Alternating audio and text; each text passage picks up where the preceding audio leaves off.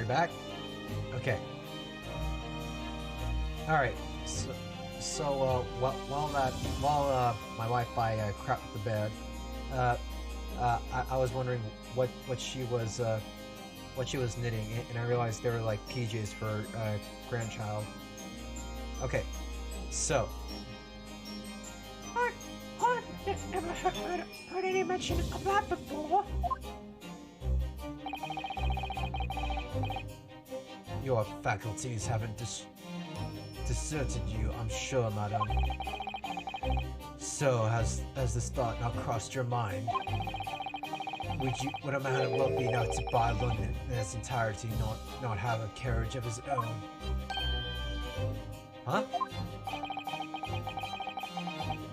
What possible reason could this man have had to make use of a public omnibus service?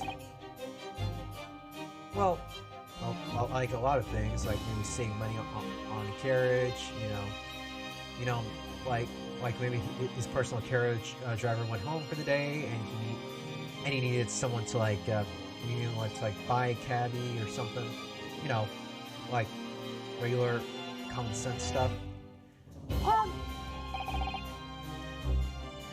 You're not saying that. The victim, a poor brickmaker, had next to nothing to his name, save considerable financial liability. It will come as no surprise that his creditor wasn't the accused Magnus McGundles. But let it also be known that the very day Mr. Mason was killed was the final repayment date for his debts. Good gracious! Well, if anything, it kind of sounds like the victim had more of a reason to kill Magnus than Magnus had to like kill the victim. I mean, think about it. You already own that guy with how much debt he's accumulated. You have no reason to kill him. So why bother?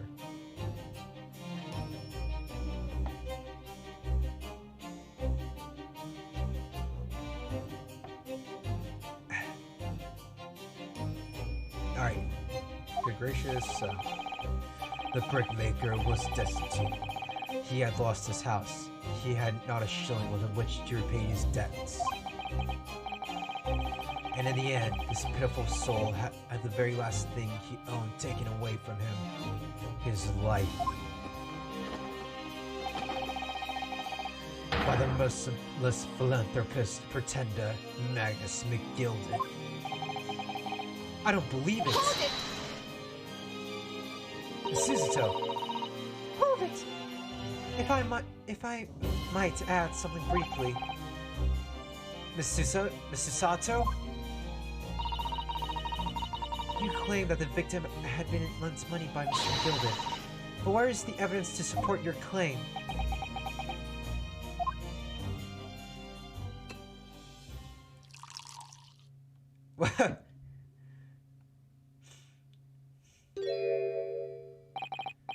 Pray forgive the discourtesy of filling my hallowed chalice in the courts of law, for I need a good sip of pure alcohol. Aha! There returns Lord Von Zieg's hallowed chalice.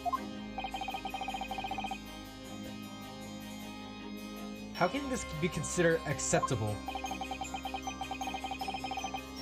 I mean, when you think about Naruhodo, if he's inebriated, then that means we might actually have a fighting chance.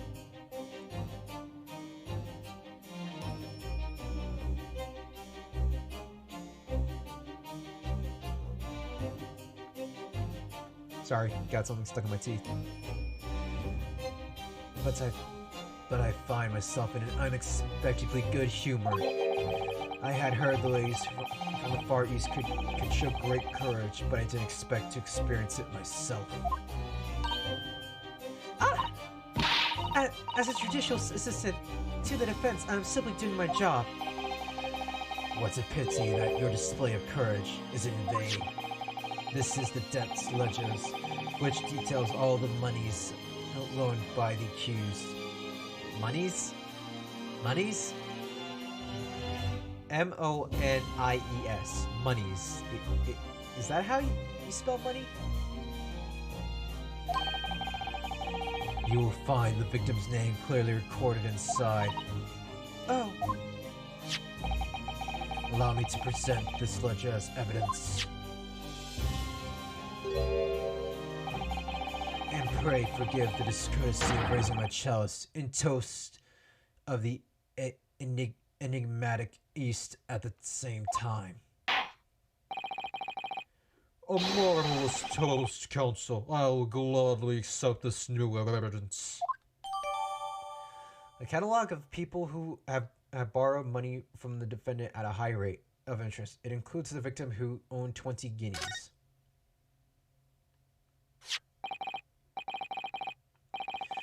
Ah, yes, 20 guineas. The victim owed a considerable sum.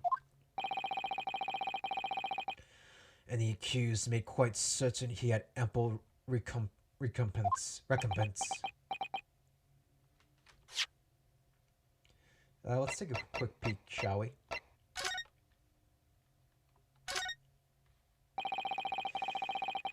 This portfolio must contain all sorts of secrets of London's gentry. Oh dear. Do you really think we ought to look inside? Well, it's not as though we know any of London's gentry personally, is it? Apart from our great detective friend, perhaps. Actually, I wonder. I assure you, you will not find Mr. Holmes' name inside.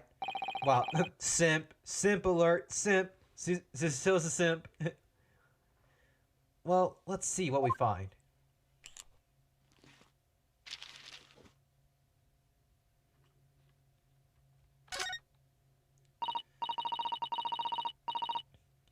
Gosh, it's crammed full of gentlemen's names, isn't it?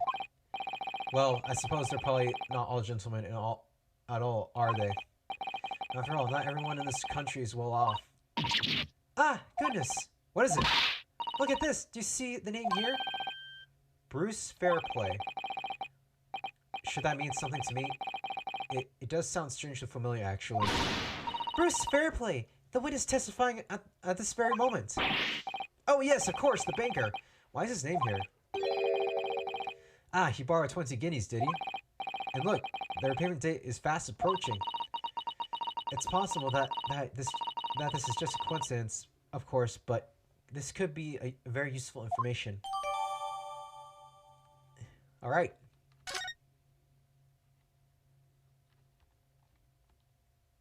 Anything else?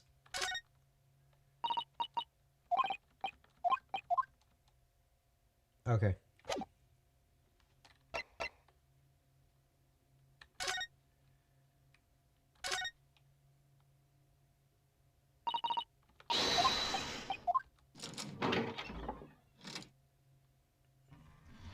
Oh wait, no. One more quick look of the omnibus.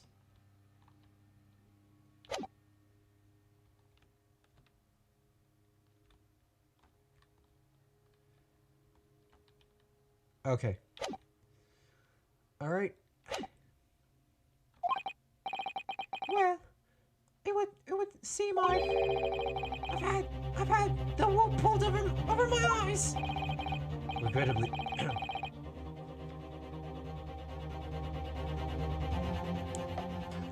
Oh, oops.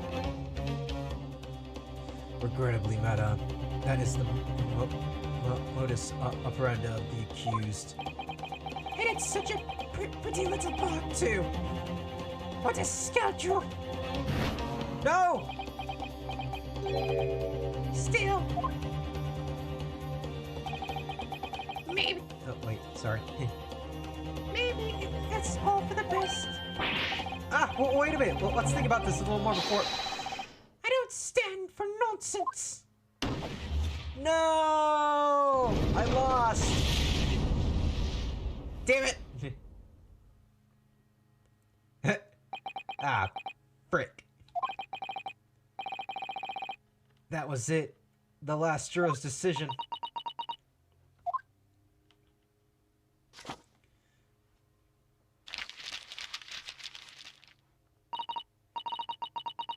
According to this encyclopedia of British law, when all members of the jury have concluded that the defendant is guilty, court proceedings are suspended, and the presiding judge will deliver the final verdict and sentence. That's what it says here. The final verdict. It's over then. Oh! I got it! There's a footnote, though. A footnote? What is it? All 6 members of the jury are now in agreement in this case.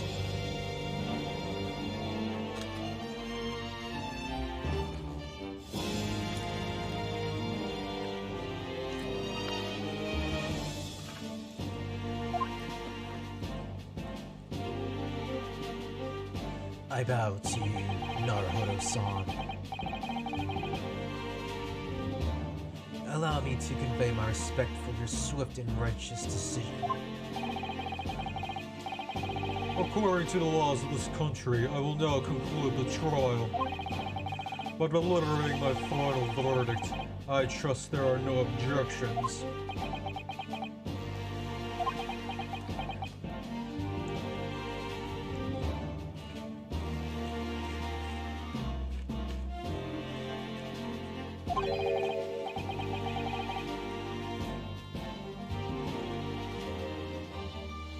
Miss Suzuto, just tell me one thing. Yes? You were in the middle of saying something before. The footnote in your encyclopedia of British law. However, the defense... What did it say next? Oh, yes, of course. One moment. When all members of the jury have concluded that the defendant is guilty, court proceedings are suspended. No. And the footnote says, however, the defense has the right to demand a summation examination of the jurors at this point.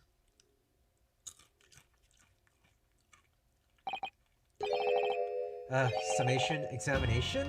Objection! Rejection! Objection!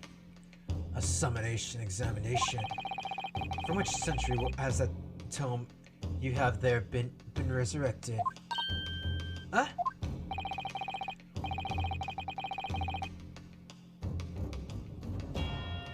Judging from that binding, I would say that book is at least 50 years old. Any modern text on British law wouldn't even give such an antiquated procedure any mention. A relic long forgotten, and certainly no longer practiced. So, you're out of luck. Oh. Well, shit. What even is it, Miss Suzuto? This so-called summation examination. Oh, one moment, and I'll read about it.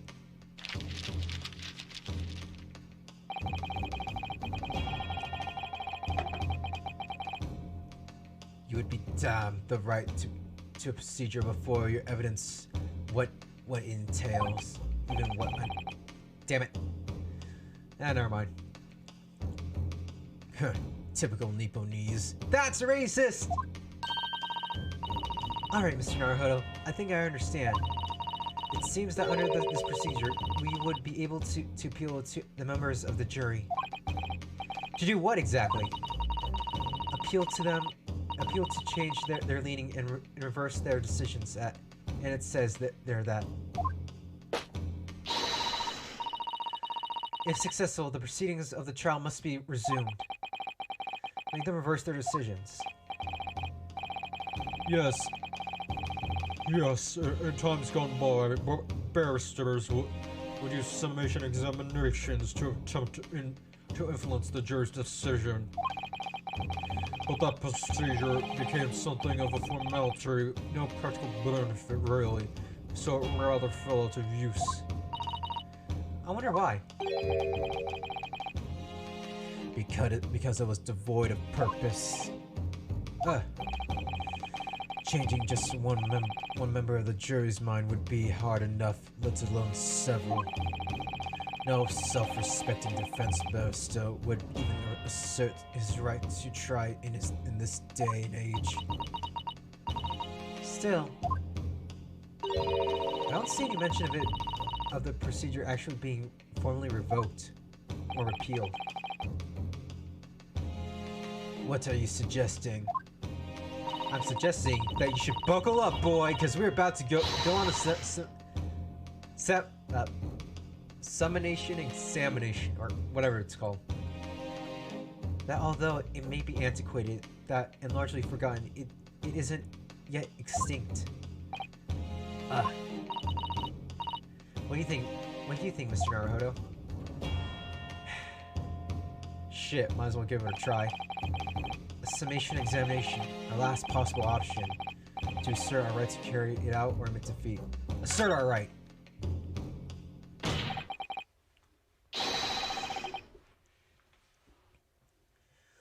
The defense asserts its right to a summation examination, my lord. Objection! London is the capital city of the most powerful nation on Earth. I thought that was Washington, D.C. Shut up!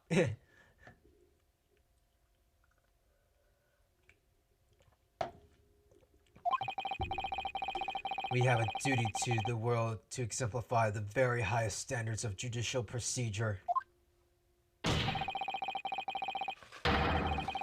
Summonation examinations are an embarrassment that should remain buried. Objection! Objection!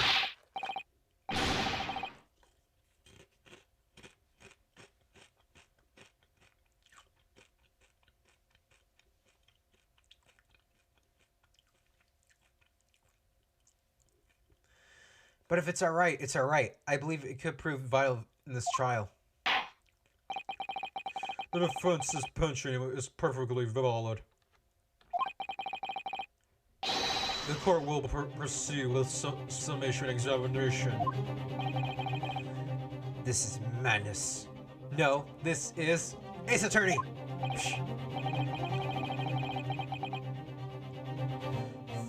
Foreman, are you the remainder of the jury ready? I'm not, there was not much of this in the letter I received, you see. All members of the jury will be asked to explain on what grounds they reached their decision.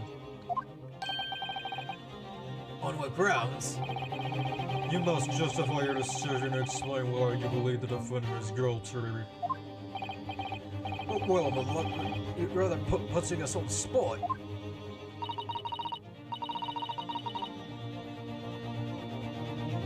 Oh my god, did they seriously convict without reason? That's so God, what a rookie mistake.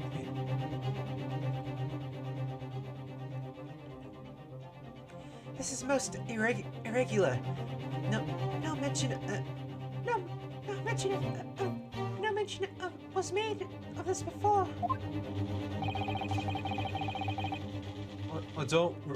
I don't really hold with all this justifying block.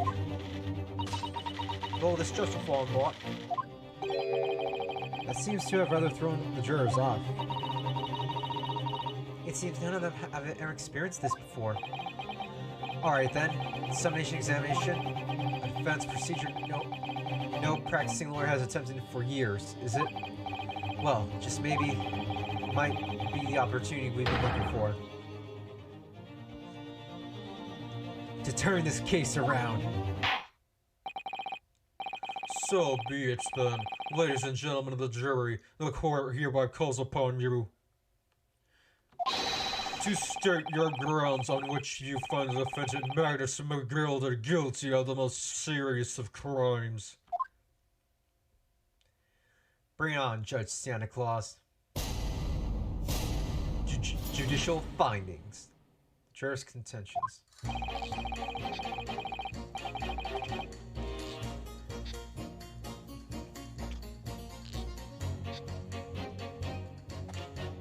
There was no one else inside the carriage at the time, so it had to have been him. I trust the driver has an excellent memory. It saves 4 passengers the fares totaling 20 pence.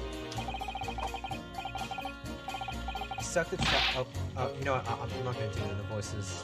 He stuck the trap next to him, just like this. Brazen, I must say, absolutely brazen. I simply typed and collected all statements made thus far and drawn the logical conclusion.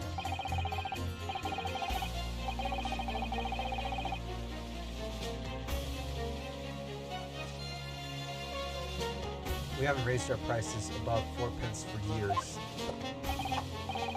The scoundrel stabbing the poor man on the floor and beggars relief.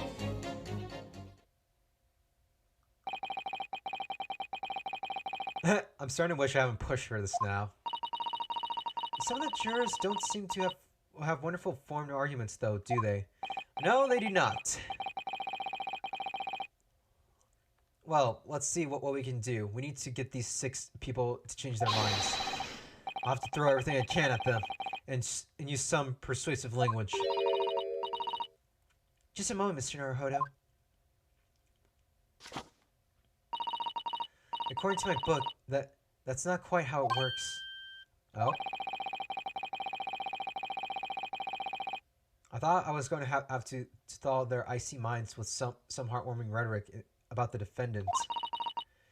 Unfortunately, once the jurors have decided the defendant is guilty, they're likely to heed anything the defense says. But then they reach their conclusion by their own reasoning, you see. Your pleas will sound like excuses. In fact, it could recoil on you. The more you try to persuade them, the more entrenched they may become. Then what on earth am I supposed to do? Oh dear, I'm just citing what I've read about British law, Mr. Naruhodo. Right, I'm sorry. Do you have any idea how to make this work then? Well, from what I can understand, the key to this procedure is using the jurors' own words to make your arguments. What do you mean? Well, the 6 members of the jury are randomly selected members of the public. They may appear to present a united front, but the truth is, they are completely strangers who just happen to find themselves here in the courtroom together. And that's that's the way to break them down, you mean? Yes, exactly. We must listen very carefully to what each member of the jury says, and see if we can identify any contradiction statements. If we can, we then can contrast the statements and pit the corresponding jurors against each other. I see. So it's contradictions in what 2 or more jurors say that we're looking for. In a way, then, this is similar to regular cross-examination. Oh, yes, I suppose you're right. Find contradictions in their statements, and pit the jurors against one another to break them down. Alright, I might be able to pull this off. No, that's not right. Woo! Double slap. I have to pull this off. Can we just start the proceedings, Counsel? Oh. I would like to take this. I would ask you to take the stand for this. I'm expecting a clear and concise rebuttal. Yes, my lord. Aha! I'm up here now. The defense's rebuttal.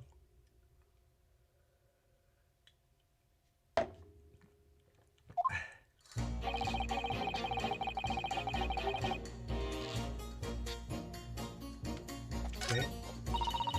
I just trust the driver. He has an excellent memory. It seems 4 passengers must bear his totaling 20 pence.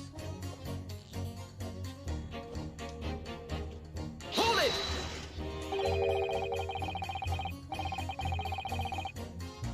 But does his ability to recall his takings that night really tell us how trustworthy the man is? I manage all his lordship's cash affairs, so I'm very particular when it comes to accounts. I see. A single penny can mean the difference between life and death, after all, can it? That's a saying in your country. My point is, a man who minds his figures is a man who you can trust. Those of us in service would swear to it, that is. Does that bench really need more polishing? So, if the good driver says that he saw Mr. McGundles in the act, I don't doubt him. The only task left to do is disposing of the rubbish.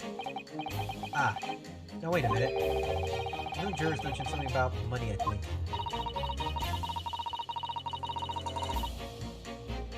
Now would be a good time to listen too carefully to the jurors' statements again, Mr. Naruhodo. If you notice an inconsistency in what two different jurors are saying, I should expose that by paying.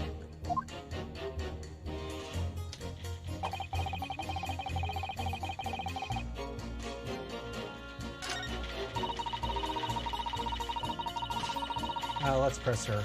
Hold it!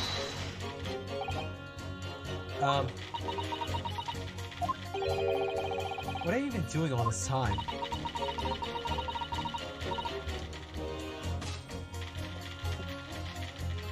What have you been doing all this time? There. I should have thought it was obvious. I am recording everything that takes place as parts of these proceedings. As a part of these proceedings. As part of these proceedings.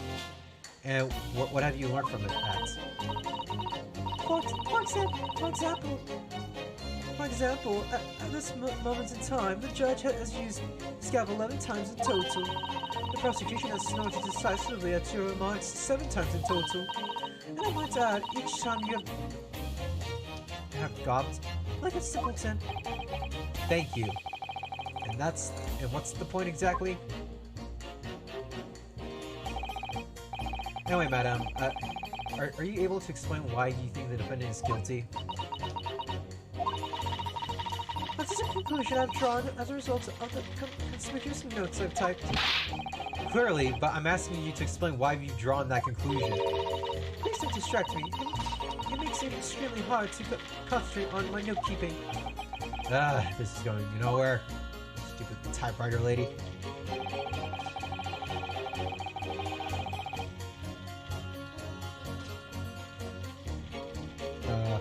Hold it! Excuse me. I guess I have a little scratch in my ear.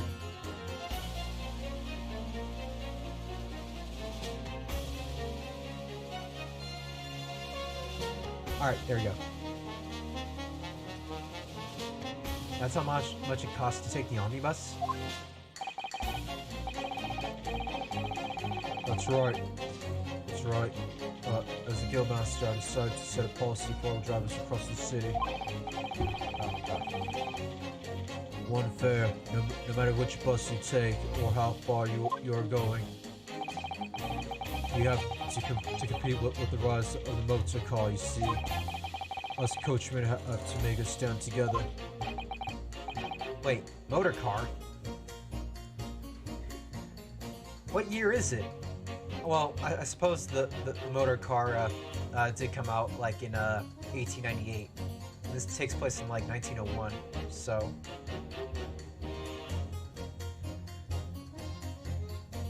Motor cars, you say?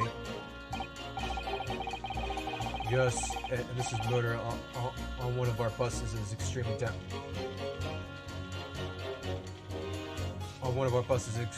damaging to our cause. It's beyond the pale. It'll lead to a decline in passengers. You mark my words, and it's all that rascal's fault. He has to pay. Is it the crime on his buses? Is it the crime or his buses he's more worried about? Anyway, every member of the guild is reliable and trustworthy. So if the driver says he saw him do it, that fellow in the dock is guilty of sin.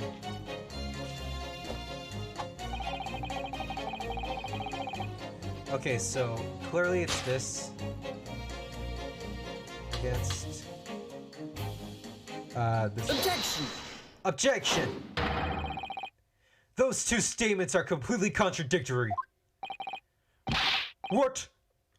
Explain yourself, counsel, post haste. Oh dearie me, I was only knitting a jumper for my other half. Damn it, I can't do Cockney accent that good.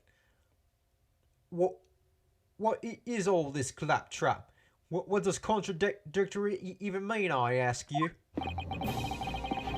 We've heard from more than one witness that they allegedly saw the actual moments when the defendant stabbed the victim. Now, out of curiosity, juror number 3. What? What? Can't you see I'm busy here? How would you say the defendant stabbed the victim? What sort of motion was it? Want to test me, do you? It was like this, stuck in the fella next to him without even getting up. Just like the prim banker said. I bet the typewriter was like, okay, could you please stop doing that to me right now? It's getting annoying. Yeah, and the maid's all like, yes, I have to agree. Could you remove him from the jury? He almost cut me like 3 times. Yes, that's what Mr. Fairplay had testified. Fairplay's testimony, quite true. Now then, juror number 6. Oh, it's not me, is it? What can I do for you, young man? How would you say the defendant stabbed the victim, madam? Oh, well, dear, as far as I understand it, it was like this. He stabbed the poor man. He collapsed on the floor. The coachman said it so. Now, don't move. Take a look at these 2 jurors. He stuck the fellow next to him without even getting up. And he stabbed the poor man after he collapsed on the floor. Well, or never. They're scattering in totally different directions. What? Yes, more stitches. What's a muddle? Sorry. What this tells us is that there's a strong possibility that one of the witnesses isn't telling the truth. Oh. But why? Why the dickens would they lie? I don't know that yet, but what I do know is that if the trial ends at this point, we may never find out. We may never know the real truth. Ugh. And ladies and gentlemen of the jury, can you really let that happen in all good consciousness? Lies, you say? Oh, dearie me. Oh boy, people telling lies. Hey! Ha The scales. I don't believe it. Real quick.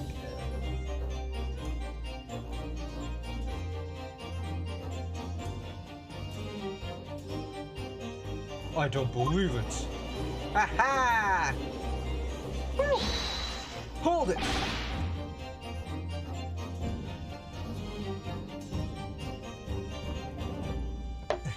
Okay. Wait! Now hear this, my fellow Joes. I warn you, you cannot listen to this man. Look at him in his black suit. He's clearly some devious Eastern sorcerer using magic on us all. Okay. Oh yeah, and who are you gonna trust? The guy who believes in Eastern magic, who believes in magic, or the guy who's telling the truth? If I could use magic, do you really think I'd be putting myself through all this? Answer me this, dog jinx. Huh? Me? What exactly is the problem? What if 2 witnesses have slightly different recollections of events? What of it? Let's say that the Shylock did stab the victim as he was sat next to the omnibus, and this young dandy saw him do it. Now let's say the victim collapsed on the floor, then the Shylock stabbed him again, and this old lady saw him do it. Well, What's to say it didn't happen like that, huh? What are you calling a dandy, sir? Why, I should take this knife to you. No, you called it an old lady. Why, I should take this needle to you. Yeah, you're ready to kill each other now. But could the foreman of the jury be right? The two witnesses see two different moments of the same crime. Sound the question. Sound the question.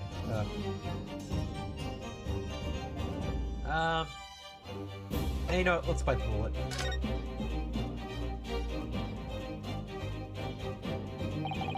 Unfortunately, Mr. Foreman. Huh? What is it, you dark jinx? Come out with it. What you're suggesting is impossible. It's out of the question.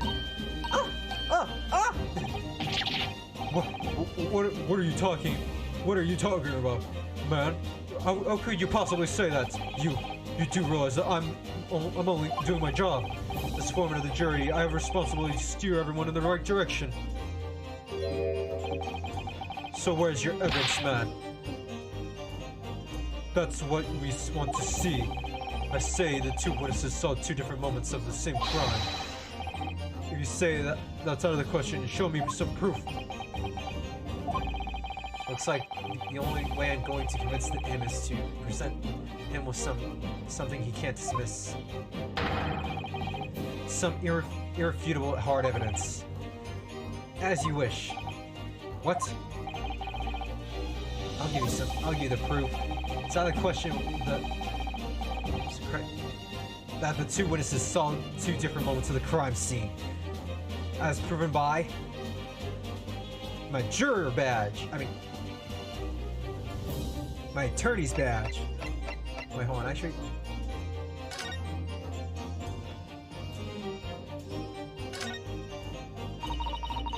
Oh wait, let's check the knife real quick. That part is the sheath, isn't it? Are you alright, Mr. Naruto? Huh? Oh, sorry, yes. I just don't really like blades. Oh. Those don't seem like the words a man with a large katana slung from his waist. That's not a blade, that's Cosmo's soul. Anyway, there's no sense in delaying it. Let's see what the blade looks like.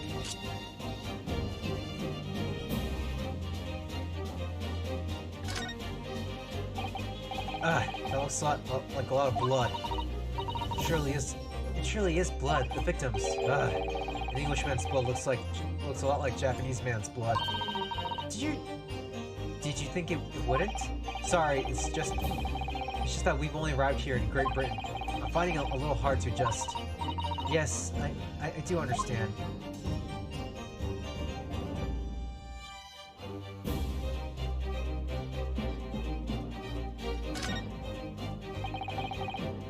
Letter M. Undeniably, Mr. Magnus McGilded. It's beautifully gilded too. It must be very valuable, I should think. Ah, what is it? Look at this M. You turn it upside down, it becomes a W.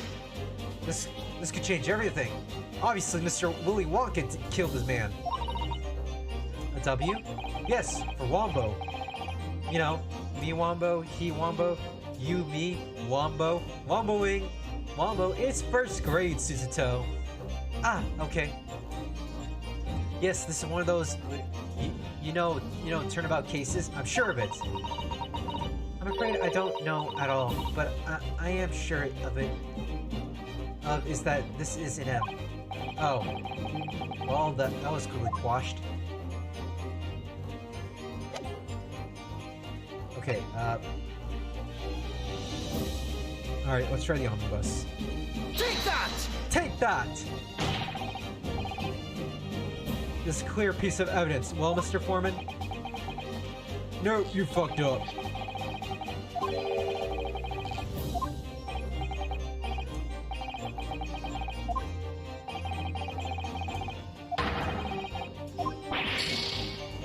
Okay.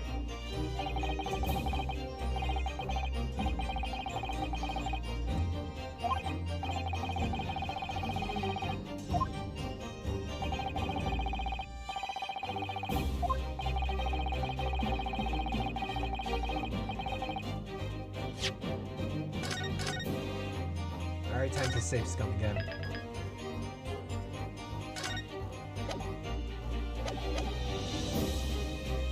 Okay, autopsy report. Oh, he was caused death as internal hemorrhage as a result of a single stab wound. Aha! Man, it shows how sucky I am with Ace Attorney games sometimes. All right, present. Take that! Take that! This is the victim's autopsy report. According to what's written here, Mr. Mason was stabbed in the abdomen. Only once. Only once? Yes, only once. It's quite simple. The victim was stabbed precisely one time.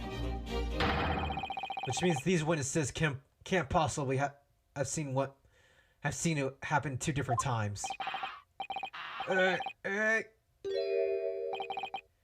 Alright, I can see defeat.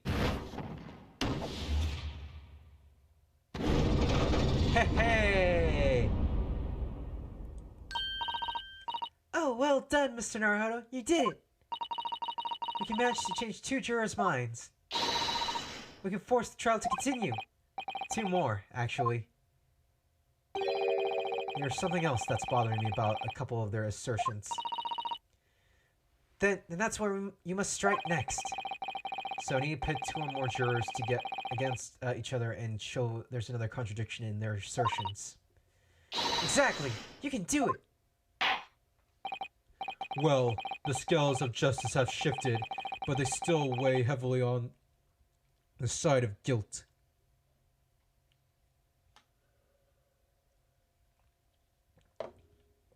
Give us a moment, we're working on it.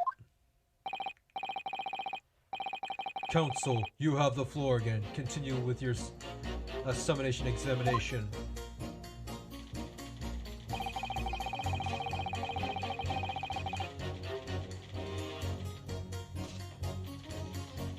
At least. Okay. So, once we manage to convince the jurors' minds, that they turn into more darker shade of green.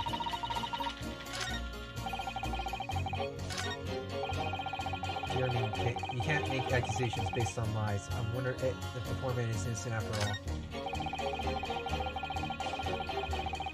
all. Okay, let's see here.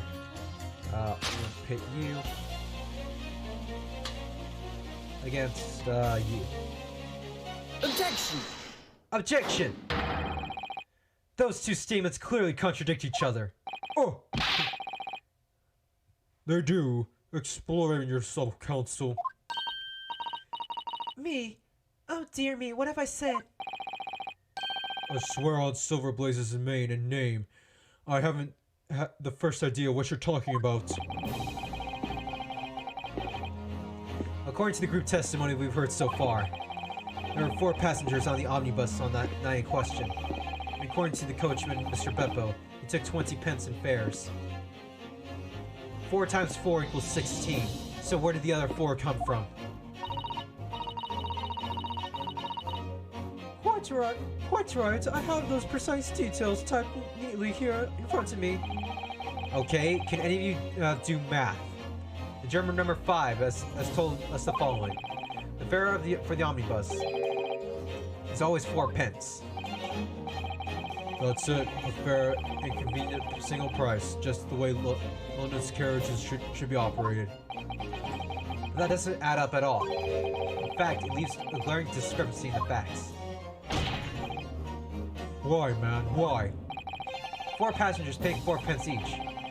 If you do the multiplication, it would be 16 pence. Exactly. As I said, it doesn't add up. The figures are different. 4 pence, in fact. Or precisely 1 person's fare. One person's fare? Yes, in other words, on the omnibus that night. It's distinctly possible. There was another passenger we've heard nothing about. Good gracious! Yeah, baby.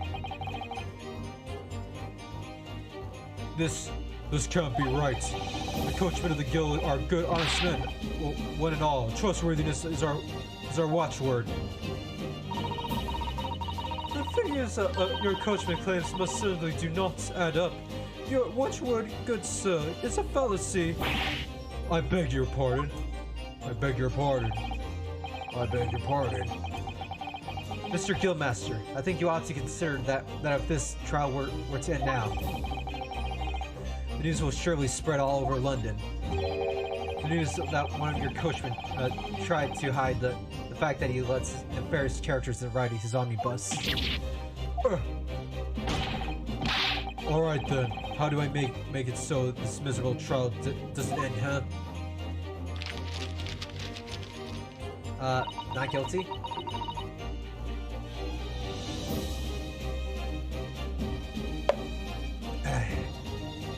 Well, according to my book here, you simply won't launch a ball of fire into the innocent side of the set of scales. No, hold your horses there, coachman. We were all in agreement. Why do you have to? Wait until I get my hands on you, Beppo. Ha ha! Ha ha! Ha ha! This is all very irritating.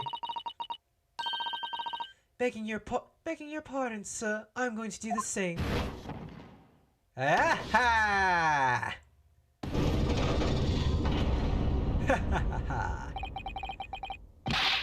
For the love of Mike, not you as well. Oh! A penny can be the difference between a smile and a tear, after all. I certainly can't put my trust in someone who doesn't follow my exacting standards in financial matters. Oh, really? I, for one, think it's only proper that we hear from the witness again. Holy crap!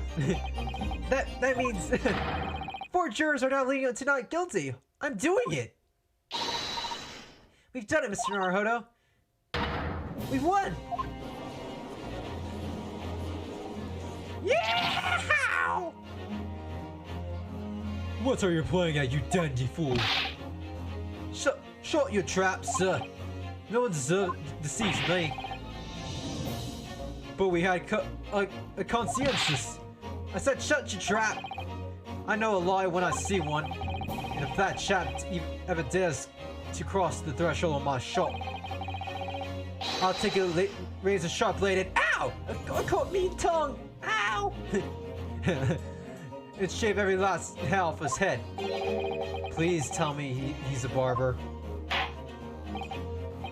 Well then. Yeah. Well then. In a quite remarkable turn of events, the defense examination has flipped the balance of the scales of justice. The jurors now stand at 2 for guilty and 4 for not guilty. Accordingly, there is no longer a large enough majority among the jurors to adjudicate, and the trial must continue. Woohoo!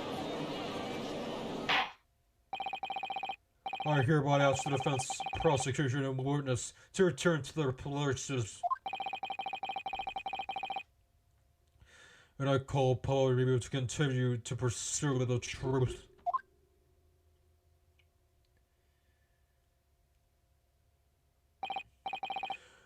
So, Lord Valency, continue to substantiate the case for the prosecution if you please. God damn it. I thought I was gonna go home for lovely steak with my wine, but for my wine. God damn it. And I thought I was gonna go home to have a lovely steak with my wine. Holy shit! He just crushed it! Not coffee cup. His wine glass with his bare hands! Well, technically they're not bare, he has gloves, but still, holy shit!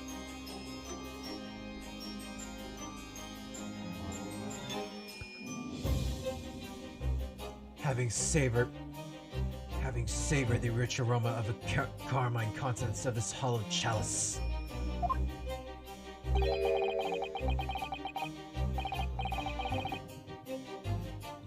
It may... excuse me. It may seem crass to crush it into dust. Pray forgive the discourtesy. Lord Van Six! Brr. Is it cold in here or is it just me? Ew. Meanwhile, one of the ladies in the jury's like, or one of the ladies in the galleries are like, Ew. I don't.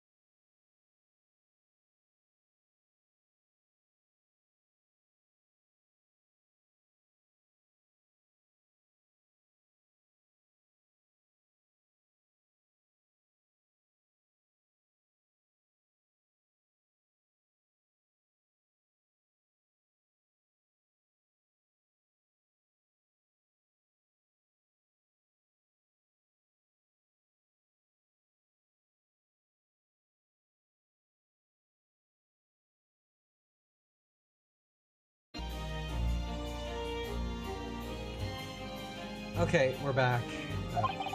Sorry for the laggy frames.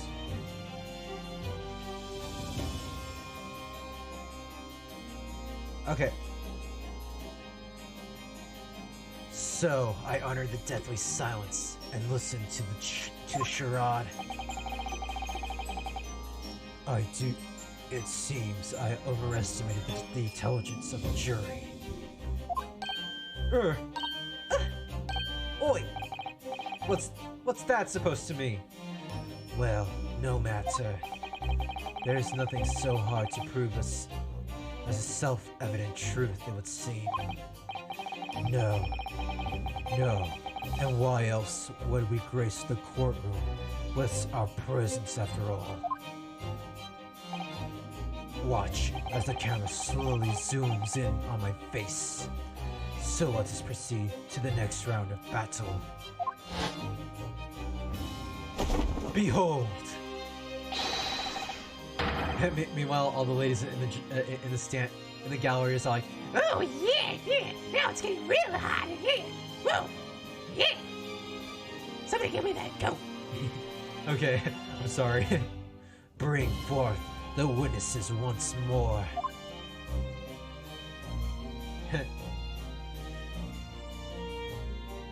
Oh no! What are we gonna do?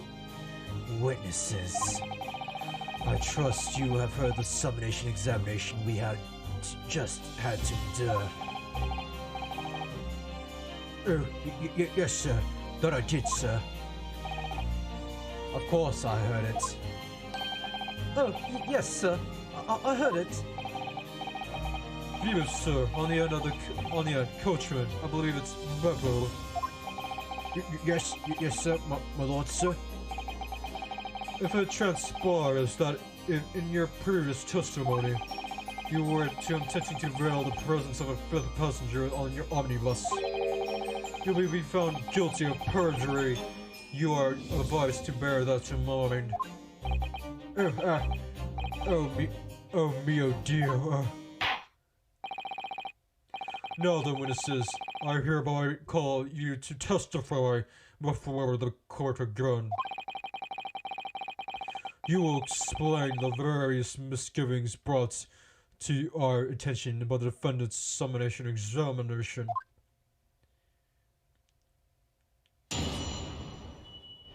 Okay. Various misgivings. Oh wait, no. Shit. Okay, I'm going to take a quick break and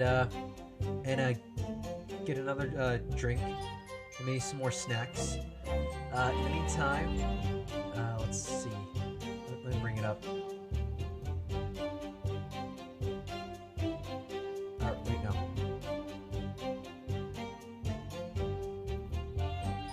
Let me find it real quick. Here it is. The non-transparent, be right back PNG.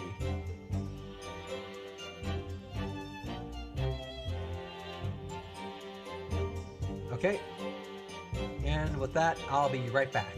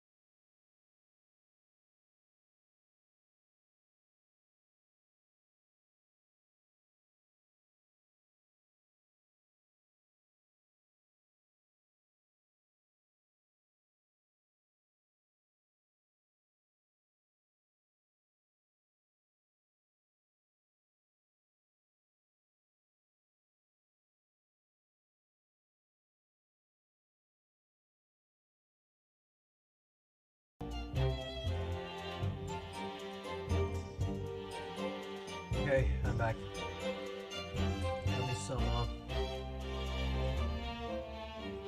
Got me some clearance Easter sugar cookies with me.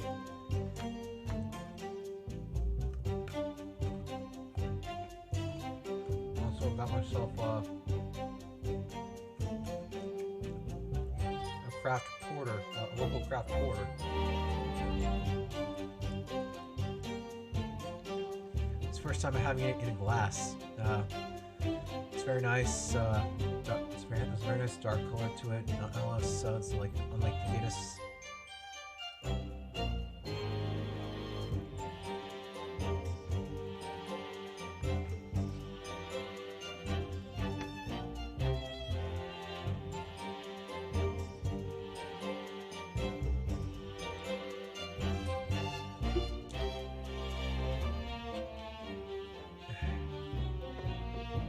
Actually, believe it or not, like this is like my second adult beverage of the night. The first one was vodka and Pepsi, so.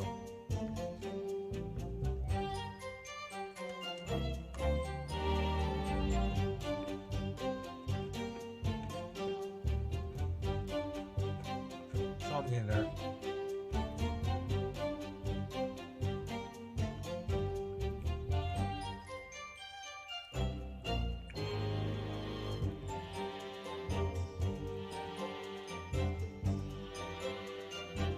Okay.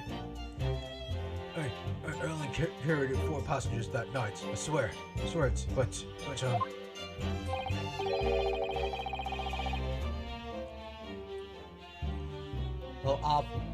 I for one was told I had to pay 5 pence for the bus. You filled us on the fare, you did, and then I saw that blood-curdling sight as well. It was all too much. I tell you, I saw McGundles stabbing that man. Everything I said before stands. Oh, yes, she stabbed him. Yes, he did. I think so, yes. Okay. Oh, whoops. I knew I forgot something.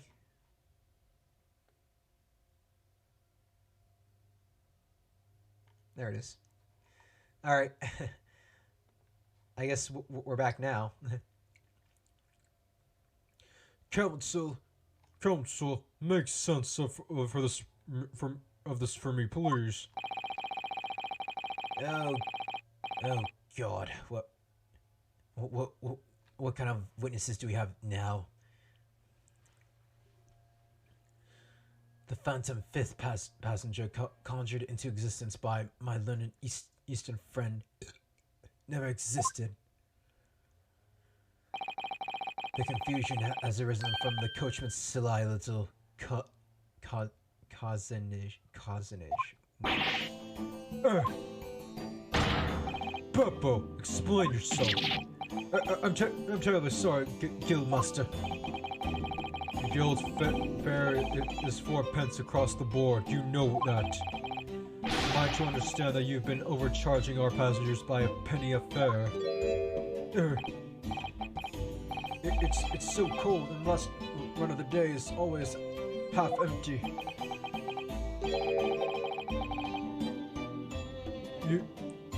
You have been dishonest, coachman.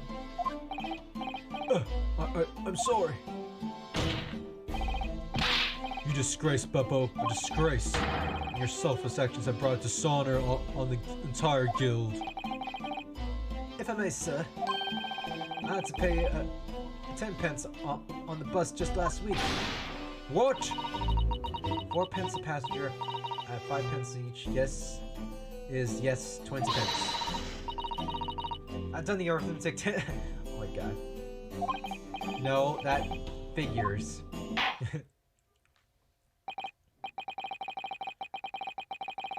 I wonder if there's such a thing as a bubblegum IPA out there.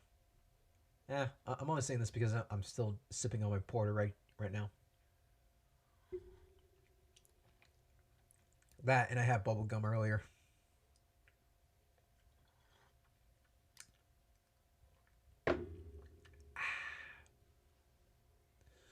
Well, it would appear that one of the aforementioned misgivings was already been explored. So, counsel for the defense, your cross-examination, if you please.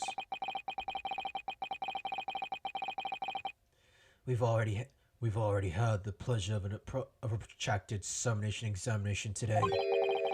I see you intend to continue the parlor games. Absolutely! Naruhodo, I don't think that was a compliment. Okay. Various misgivings.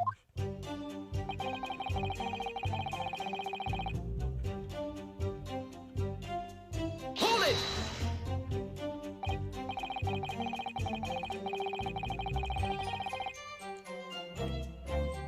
So there were only 4 passengers on your carriage, but you didn't charge them the standard 4p fare. Is that right?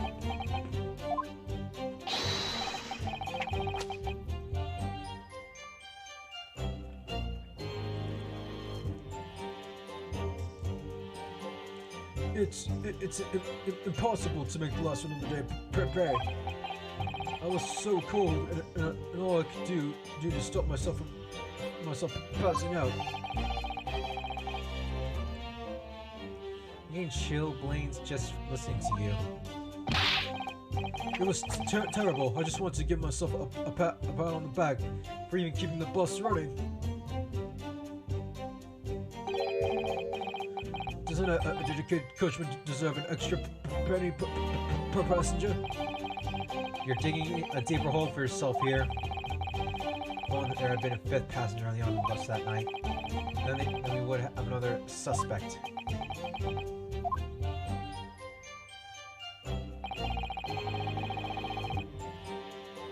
Well, I, for one, was told I had to pay 5p for the bus. Hold it!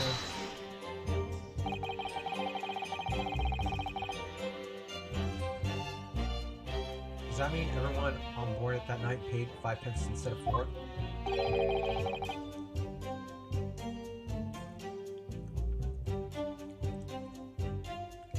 Well, I paid 5p too, sir. I just told you that, I did. A flat fare of 5p across the board. It's not something to be proud of. The so-called discrepancy my learned friend identified was nothing of the sort. My eternal facepalm just beckons me.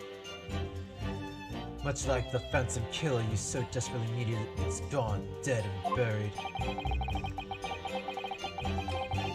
I'd have been happy if it had never existed in the first place. He fitted us on the fare, he did, and then I had to... Oh, okay, yeah. Press. Hold it!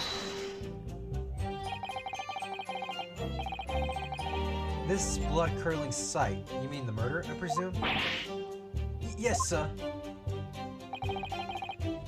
A loathsome sight no one should have witnessed. The horror of the eyes, in the eyes of a man at the moment his life was taken. Oh, well, not exactly, sir.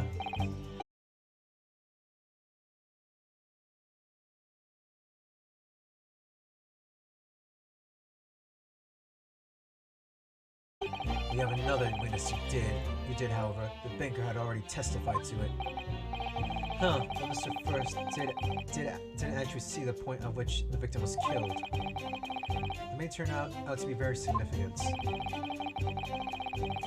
I heard the banker next to me take a sharp intake of breath, see? That's when I looked through the glass.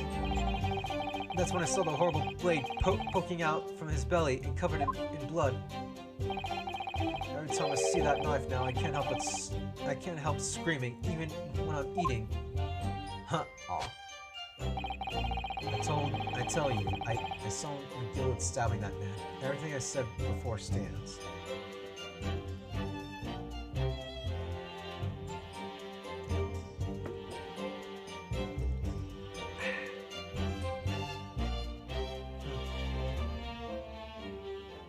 You know, this porter tasted delicious. earlier. Maybe it's because I'm having this thing with like cookies and such. Maybe that's why my friend. Maybe that's why the person I shared it with didn't like it. All right. I tell you, I saw McGundles stab that man. Everything I said before stands.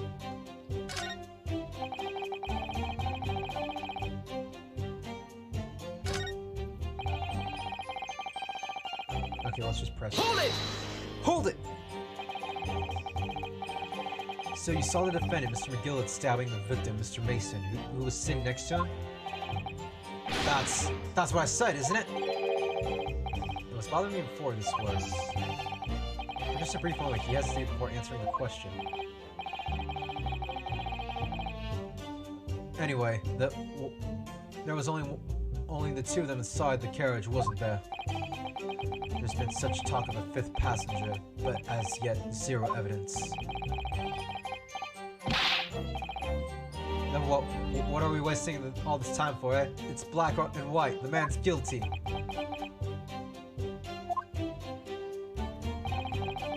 So now Mr. Flair plays testimony in jars with me. I should work out what it was.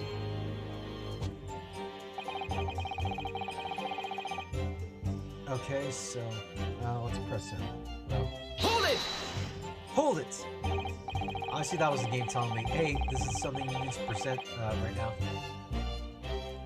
Earlier, you testified that you saw the moment when the defendant allegedly stabbed the victim, didn't you? Oh, yes, that's right. You said that the victim was on the floor and described the assailant holding the knife in ice pick grip. I suppose I might have, yes, put the cart before the horse, maybe. What's this? Well, I'm quite sure about most of it. I was driving the horse when I heard the scream from the seats on the roof deck. Oh, I expect that. Oh, I expect that was me, sir. Then, when I turned around, yes, I saw it through the skylight. The gentleman was on the floor, and the knife was sticking up out of his midriff. That's right, yes. And the fellow holding the handle was the famous man, yes.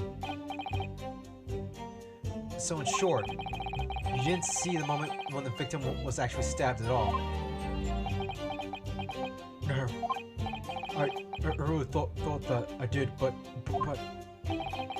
when I go over it again in my head, no, I suppose I didn't actually see the precise moment of the stabbing. I did.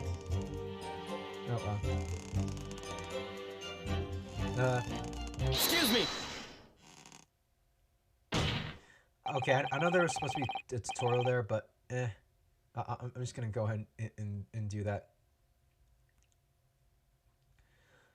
Oh wait, we already had a tutorial on that back in the first case. Silly me. Do you have something to say, Mr. Fairplay? Now you listen to me. I know what you're thinking.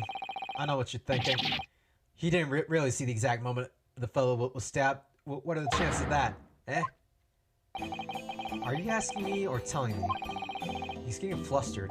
Again, I might be able to extract some new information from him if I answer him cleverly. Could he have just happened to see the exact moment the crime was committed? Some days are like, no, there's no chance. Well, it is a little hard to believe, certainly. Unless you spend your time peeping through the skylight on top of the omnibus, that is. Peeping? I'm a respectable city banker, I'll have you know. And I know what I saw. I remember it clearly as a fall rat day. It was a grim scene, I don't mind telling you.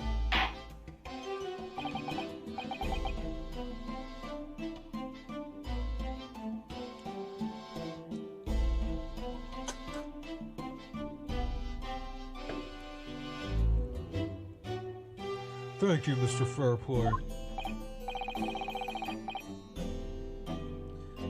Oh, excuse me. Oh, excuse me. I was getting a little hot under the collar there, my lord. I would ask you to supplement your testimony with a clear statement about what exactly you saw.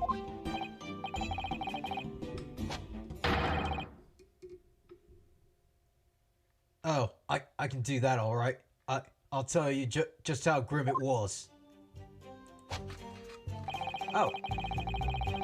Do you think I'd forget the sight of those blood-soaked hands after that butcher stabbed the man? Oh.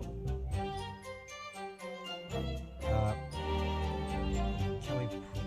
well, no, actually... you know what? No, we're not gonna save scum. Let's, I don't know. It might be one of those Ace Attorney, press them to get more information and stuff.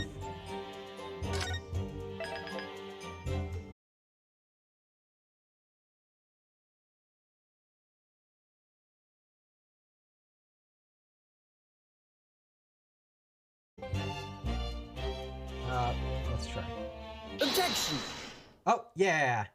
Objection! Blood-soaked hands?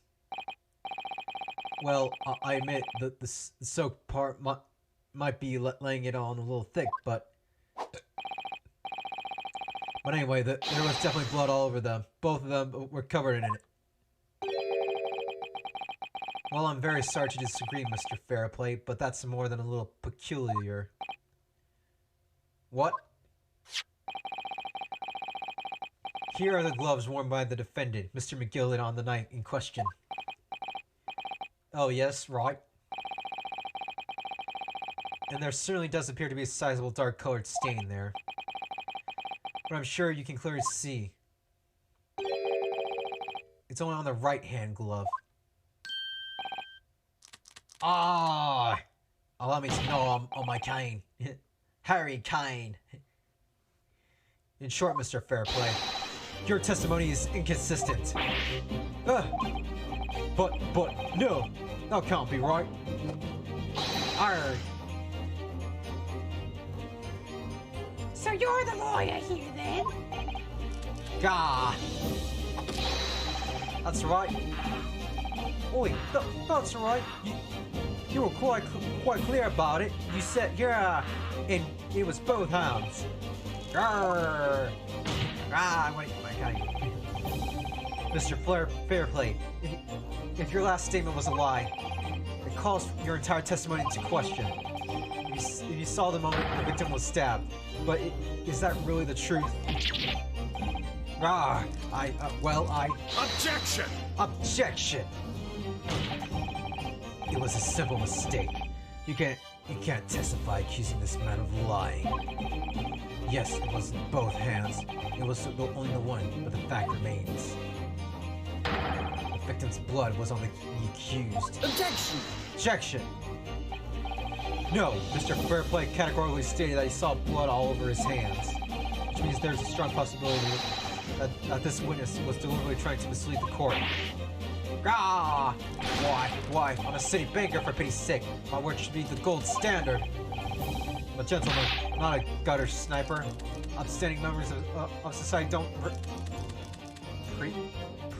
prevaricate. It's going to have no reason to lie. That's a lie.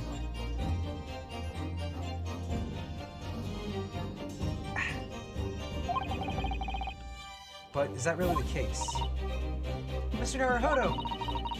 If we had some evidence to explain why Mr. Fairplay might be lying, it could turn the tide in this trial completely. Something that shows that this man has a compelling reason to lie. Oh, I have evidence. My lord. Yes, counsel. The defense is ready to present evidence. By Jove, are you sure? Yes, evidence that will clearly demonstrate why Mr. Fairplay had a reason to lie in his testimony. Gah! Very well. I hereby call the defense to present its evidence. This demonstrates the motive for it. Okay. It's obviously the book. Take that! This is the list of debtors who owe money to Mr. McGilden. Yes, a list of innocent victims, crippled by the accused's extortion. The point is, among the names of these debtors is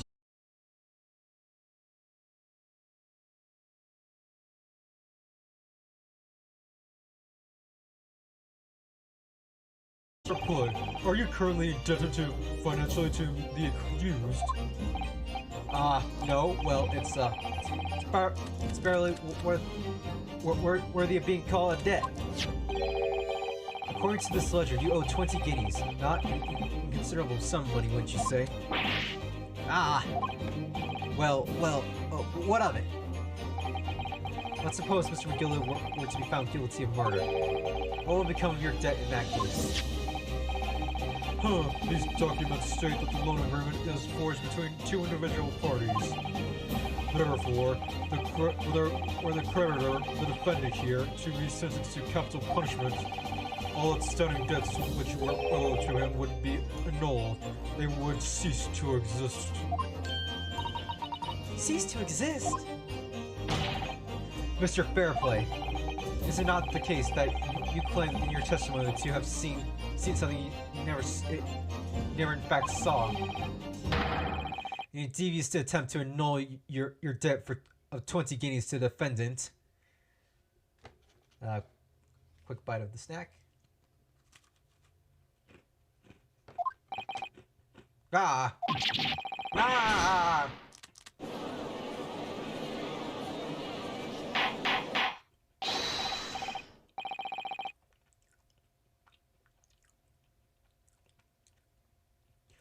Order! Order! Mr. Bruce Fairplay. Yes, my lord. Let me ask you again. And be aware that your answer may have serious implications upon your future, sir.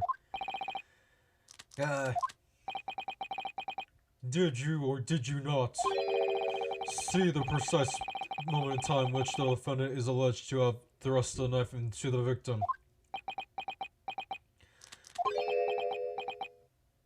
Spasm. Your silence speaks volumes. You did not tell the truth in your testimony. Alright. Now, let's not make a melodrama out of this. Perhaps I did overstate the truth a pinch.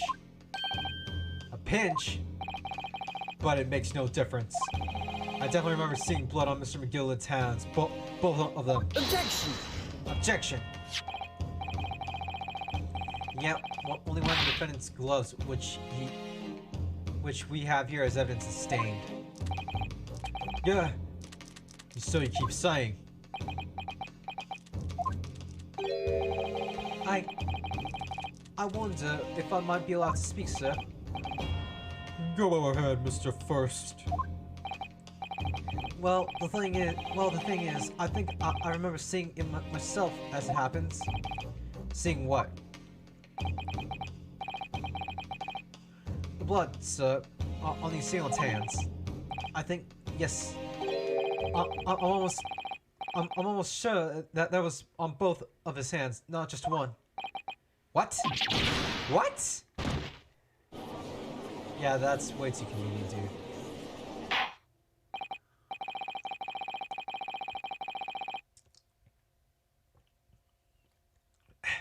Damn. Man, this porter is very smoky. Well, the mocha makes it smoky. It does have that faint taste of chocolate in it, dark chocolate.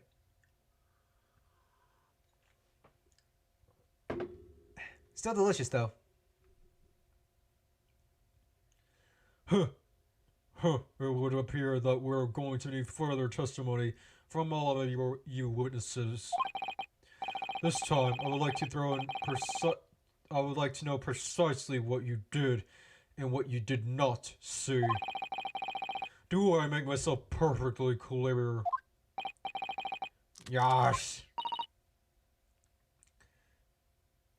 Mr. Naruhodo, this is good news. The course of the trial seems to have shifted slightly at last. Yes. I might finally have a chance to turn things around here.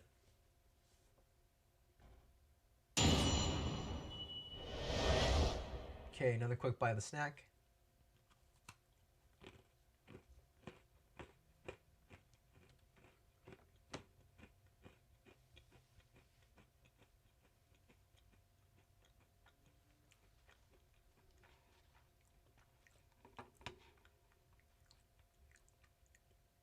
Hold on a second. I'm gonna check something real quick. Give me like a few short seconds.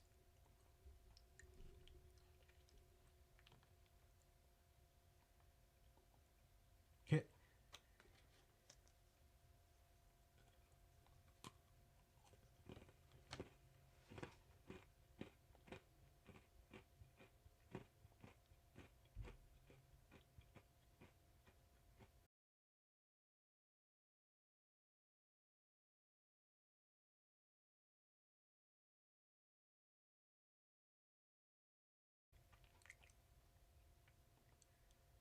Okay.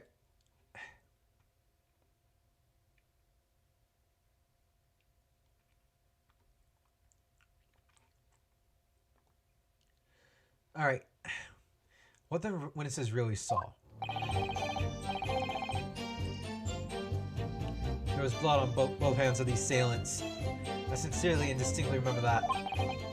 However, I suppose you might say that I didn't see the exact moment of the stabbing transpired, if that matters. I remember seeing the knife, and I remember seeing both the attacker's hands with blood on them. I didn't actually see anything myself, no. Not until I heard that scream. On God. Anyway, the fact remains that there can't have been anyone else inside the carriage, or we all would have seen. Seen what? Oh, right. Well, lo and behold, the truth, in fact, not one of you was the witness to the crucial moment of the crime was perpetrated. I apologize, my lord, but honestly, there was no one else inside the carriage, and the man's hands were covered in blood. That much incriminating evidence is tantamount to saying we saw the man do it. That's really not how testimony's about. What testimony's about. Let's just examine the interior of the omnibus once more.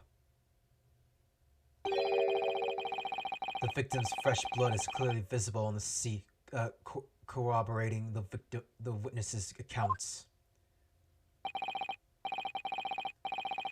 In other words, there is no substantial nor significant change in the facts of the case. Huh.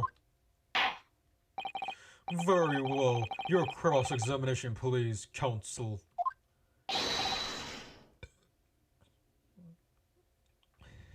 Yes, my lord.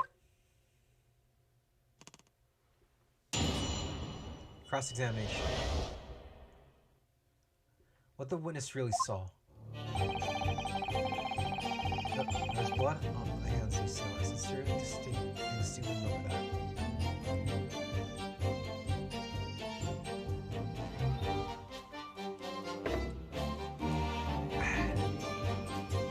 I think the snacks are starting to kill my buzz. Alright, Hold it!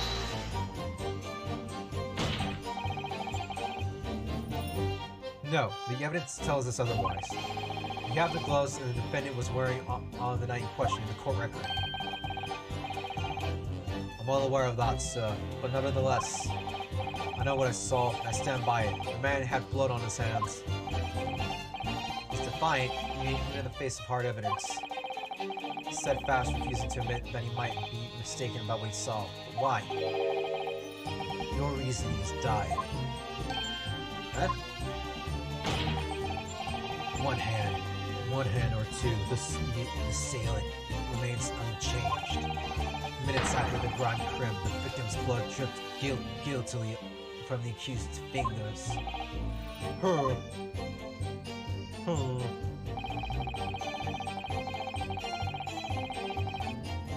If that matters, okay.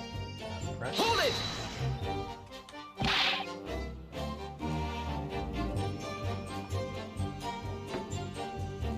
Don't try to downplay this. Whether or not you saw the exact moment of the crime, it's a matter of fundamental importance, as well you know. But crying out loud, we all know that no one else could possibly have done it. I was just trying to save us all some time.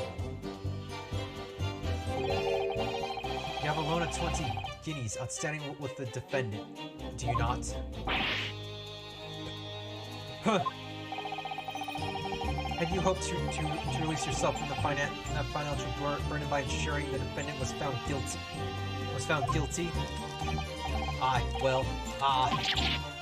That's not entirely not what I was hoping for. I was just lost in a little guinea. Or 10, when I backed the wrong horse in the derby. Well, that's all. I was going to win it all back. There's a fixture this weekend. That's a sure thing. Huh. Little guinea or 10. Well, banker, no one bats an eye if I borrow a little spending money for the weekend. Dude? Yeah, I agree with Judge right there. I think you may have revealed a little more about your character than you bargained for, sir. No witness's scruples are not on trial here. Proceed to the next witness. Is that really how it's supposed to work?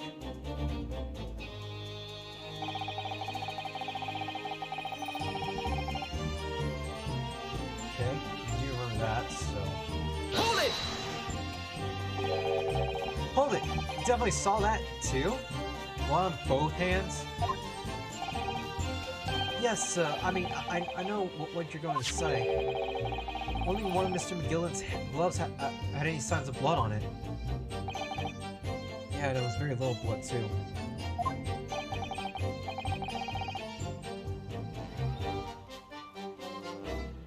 The thing is, as far as I remember, sir, when I looked down at Mr. McGillen sitting beside the other fellow, I don't believe he was wearing any gloves, sir. He wasn't wearing these gloves? That's correct, sir. I saw the blood on both his bare hands quite clearly. It's true that the dark-colored stain on dark leather gloves wouldn't have been easy to see. I should point out that the police officer who apprehended the accused on the night in question reported that there was no trace of blood on Mr. McGillen's gloved hands. Was it blood on his hands? Huh. This is puzzling indeed. This must be significant somehow. I'm sure of it.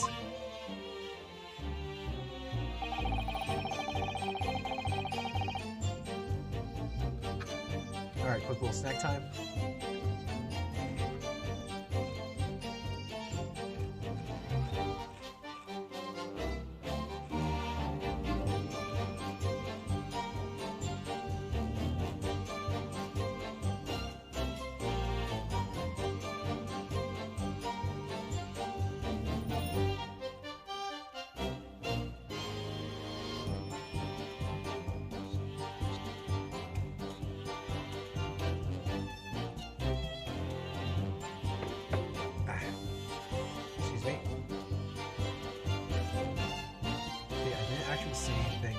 No, not until I heard that scream.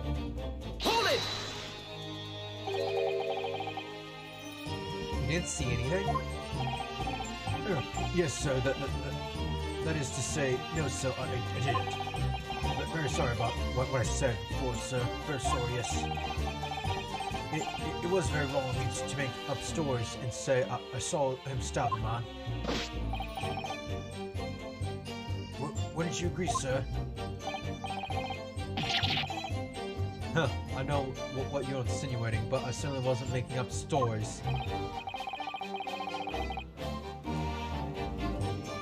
Still, to say you saw nothing isn't right either, is it? No, sir, I saw nothing at all. Mr. Beppo, you were driving your horses. At the very least, you, must have enjoyed the good view of Lynn's streets, no?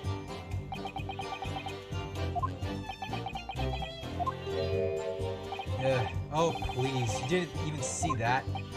It was so cold at night, it was...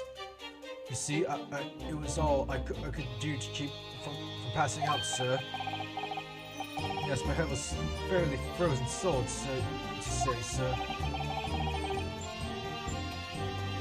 It was seen prudent to avoid travel on the last omnibus service of London's cold winter nights. Beppo! Oh. On guard. Anyway, the fact remains that there can't have been anyone else inside the carriage, or we all would have seen it. Or we all would have seen it. Hold it!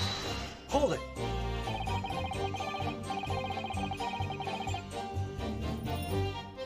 Everything you saw of the incident was through the skylight on the roof of the omnibus.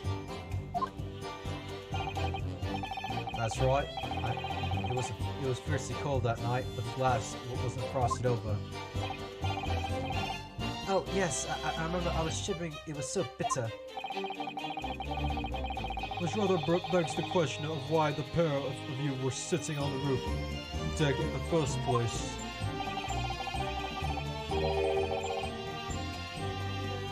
Well, I don't know about this young fellow, but I couldn't enter the cabin. Oh, why not? It was locked from the inside. I tried knocking, but no one opened the door. It was locked? That's right, and it's a public bus service, for pity's sake. That's not what I call fair play.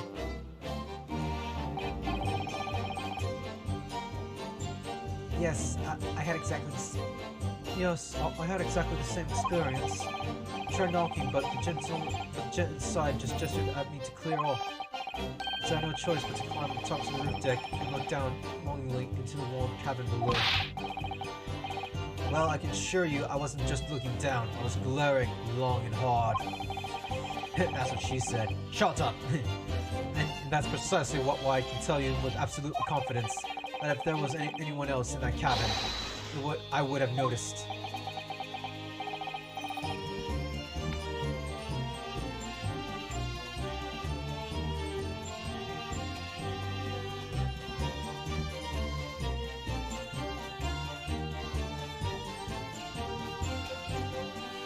Okay. Unequivocal, I would say. I'm not sure about these two witnesses.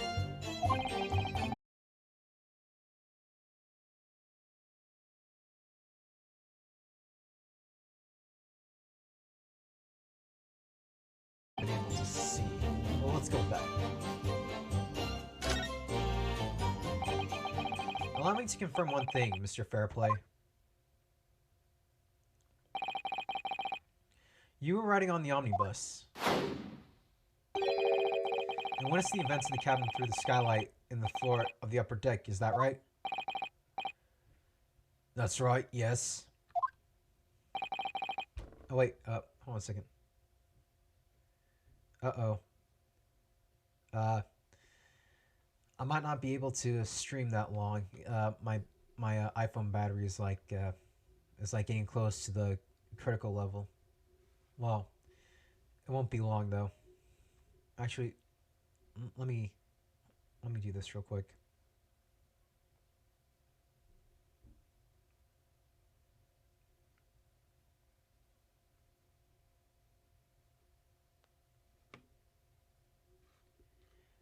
All right, there we go.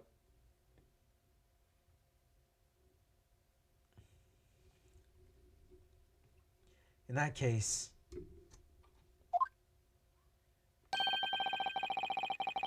Is there any portion of the cabin interior that would have been out of sight from you? What? By golly, really? Obviously, at that stage, we can't say for sure.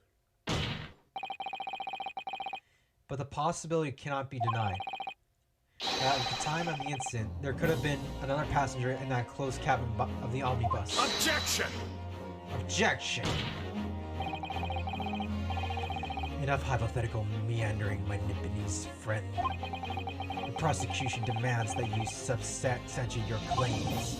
After all, the scene of the crime is here in the flesh. Very well. I will uphold the prosecution's demand.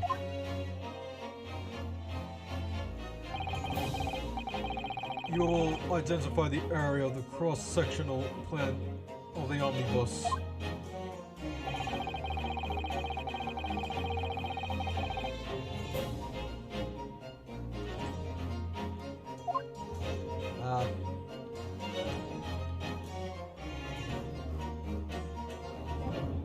Take that! Take that! Okay. Yeah, it was obvious.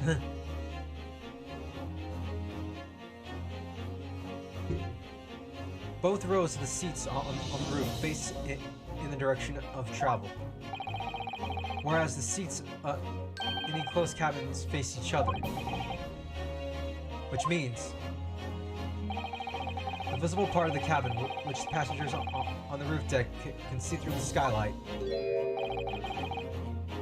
is as I've drawn here. Oh. That's right, my lord. As you can see, the seat opposite to the one with which the victim and his attacker were sitting is obscured from view. In other words, if someone had been sitting on that seat, it's quite possible that these witnesses would have been completely unaware of it. Ah! Objection! Objection!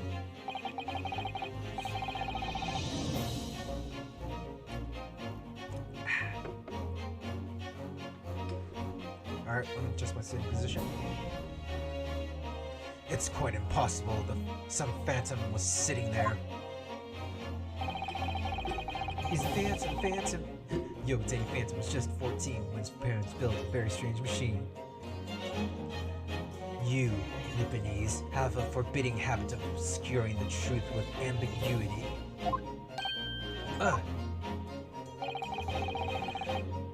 I concur with the prosecution's rejoinder. In a British court of law, evidence is paramount. I cannot entertain this conjecture, counsel. That is, unless you are able to put a name to this mysterious passenger to whom you allude. Can you, Mr. Naruhodo? Fuck. I don't think I can. I honestly don't know. Who could it have been? Who could have been in the other seat, which was out of sight from this witness on the roof deck? I have an inkling.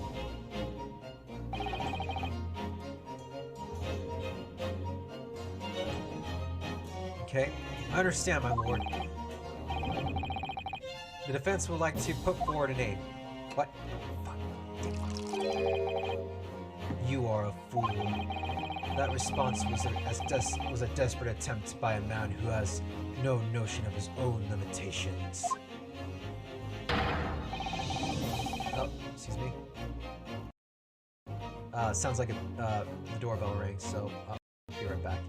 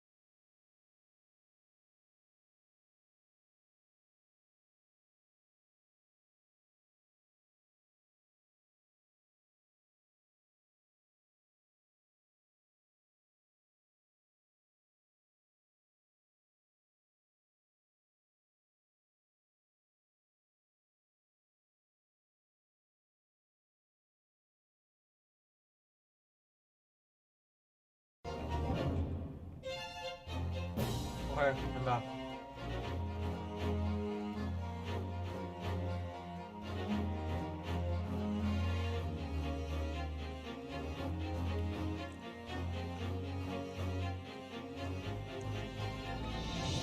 Sorry about that. I had to like do something. Alright.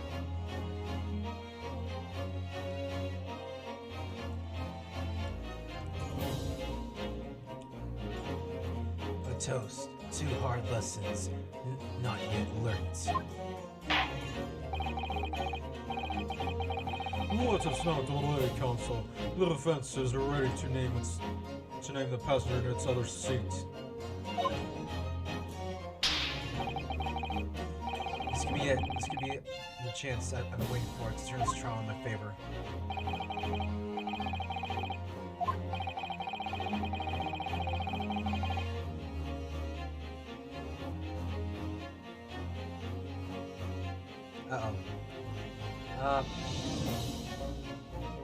What have I got myself into? Well, okay, Rock Fan Seeks. Prosecutor 32. No one has recruited the Bailey supposedly. Magnus McGundles, 48. Defendant of this case. He's an incredibly wealthy philanthropist with a wonderful reputation in London. I'm to defend him as a test of my worthiness to be a lawyer. No way this guy is older than this guy. Okay, well, age difference aside. The Lord Chief Justice who wields absolute authority in judicial matters, including the appointment of lawyers. He's a thoroughly intimidating man. Okay, thrice fired Mason. The victim, a skilled but poor brickmaker who apparently owed the defendant a considerable sum of money. Beppo, 62, driver of the omnibus on which the murder took place. He's an eyewitness to the incident. Bruce Fairplay, a gentleman who works at as a city banker. He witnessed the incident from his seat on the roof deck of the omnibus. Lady D. First, 21.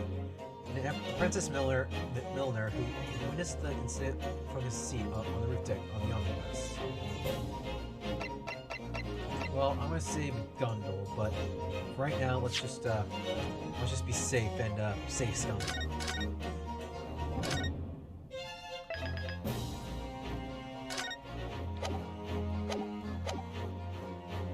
All right. Take that! Oh, hey, nice. The passenger in the enclosed cabin that the witness on the roof deck failed to see has to have been Mr. Magnus McGilded. Mr. McGilded? What are you talking about, Counsel? That's the name of the defendant. Objection! Holy smokes, he just threw his glass into the fire!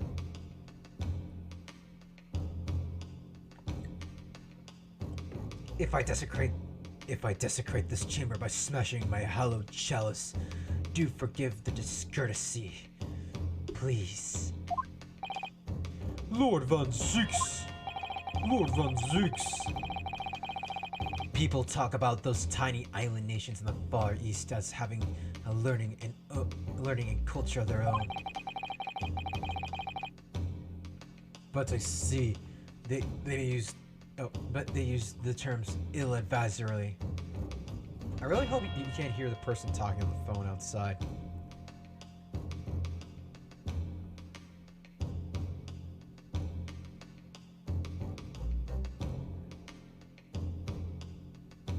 Okay, yeah. Alright, it doesn't look like you can hear the person outside, so it should be fine. But I see they use the terms ill-advisedly. What are you trying to say? Let me explain in terms that even a student of an artless backwater such as yourself might understand. When the bloody scene unfolded, the victim and his assailant were sitting side by side. Multiple witnesses have attested to the fact. It's the very premise of which this case is built. Objection! Objection! But that premise may be wrong. What? If the victim really was sitting beside Mr. McGill did, it creates an inconsistency that can't be reconciled in any way. What inconsistency, counsel?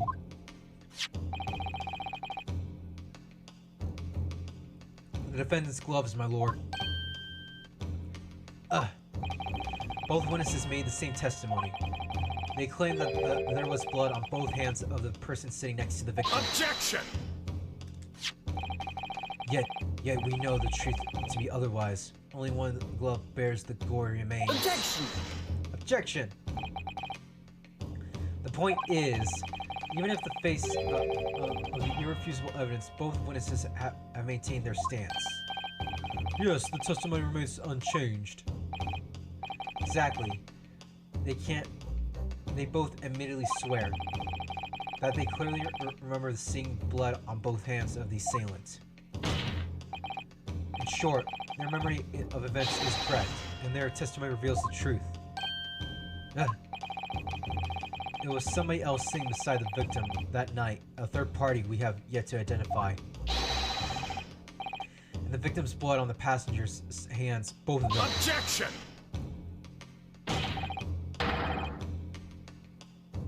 And who's this third party? Obviously, the true culprit. Extraordinary. Damn it, keep on holding my mic. Quick snack time. Order.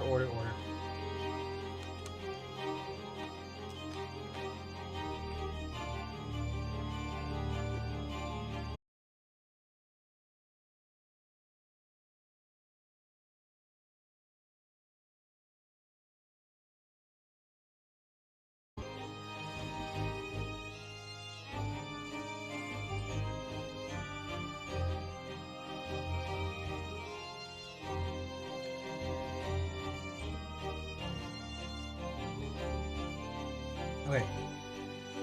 What exactly are you postulating? Objection!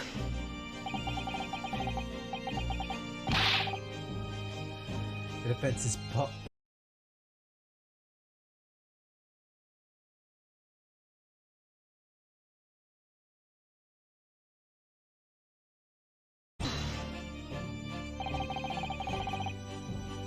But when elaborating on his testimony, Mr. Fairplay said the two of them were wearing hats, and I couldn't exactly make out their faces. Yes. Tops of their heads were obscured by the roof. I could see the rest of them, though. Yes, that's right. But both gents were most certainly hatted. Hatters do tend to notice such things, sir. And what particular styles of hat do you see the two gentlemen sport, Mr. Fuss? Mr. First.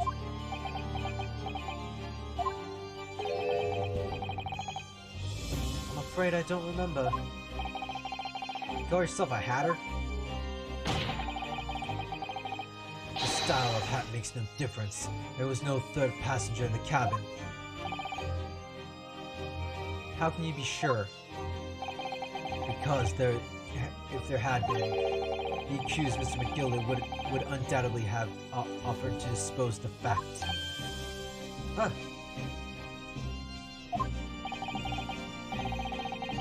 Unless that is, you are proposing an even more preposterous explanation.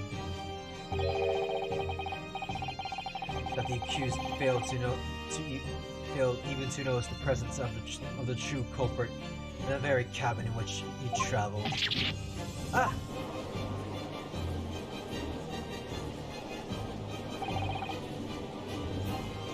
He's right. There was no other passenger traveling in that enclosed cabin on the omnibus. It's inconceivable that Mr. McGill would have been unaware of it.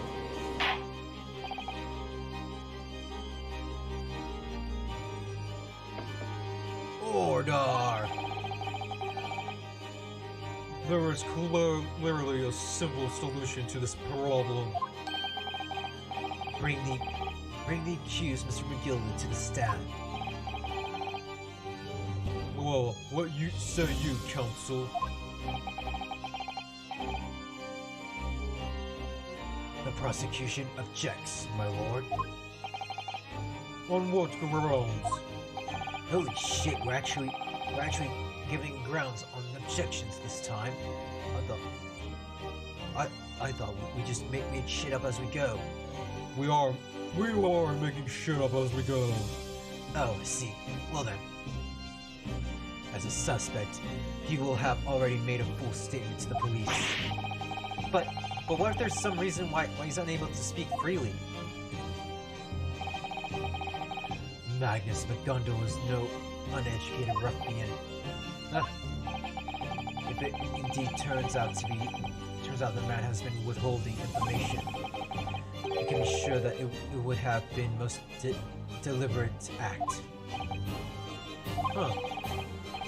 Counsel for the defense, what's your opinion? My lord, should we ask Mr. McGill to testify or not?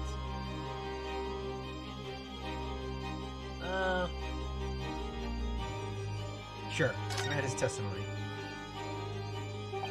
Yes, we need to hear what he has to say in order to find the truth. Hi, I'm raising my hand. Yes, you, Mr. Naruhodo. Wait, no! I'm not a teacher. Bad Naruhodo. Sit in the corner. Okay. Wait, no! Get back here. Okay. Damn it! The defense would like to call Mr. McGilded to the stand. In that case, I would like to hear the opinion of the jury. Yes, I need a little time to consider this. If you ask me, I think we should hear what Mr. McGill has to say. Get the man out. Get the man out of here, I say. It will be utterly illogical not to hear his testimony. When something needs doing, get it done. That's how I run things at the guild. Hearing the patron of my favorite little podcast to say, oh yes, that would be lovely.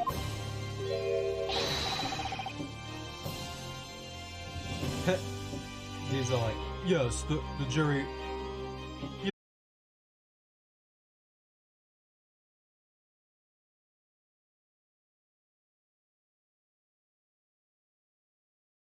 Testimony. Merlif, show the defendant to the stand at once. Oh boy, here we go.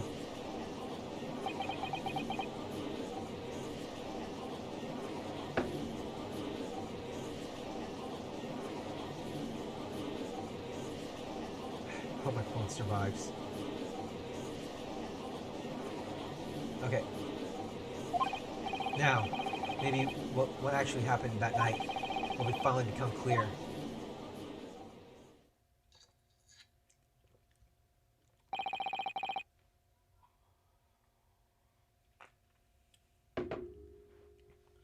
Let the proceedings be resumed. Mr. McGilded, have you been listening to the disclosures of the day? To be sure, I have, my lord.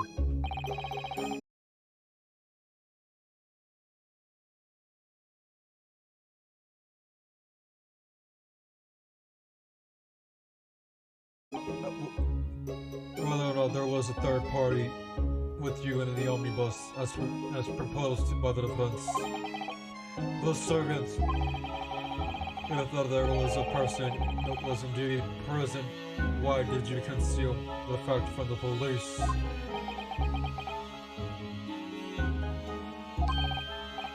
Yeah, no, it is not in my nature to hide anything at all. Just answer the question, please. The truth of the matter is, I've been desperate about this all along. Do I tell yous all or keep my mouth shut? Tell us what, Mr. McGundles?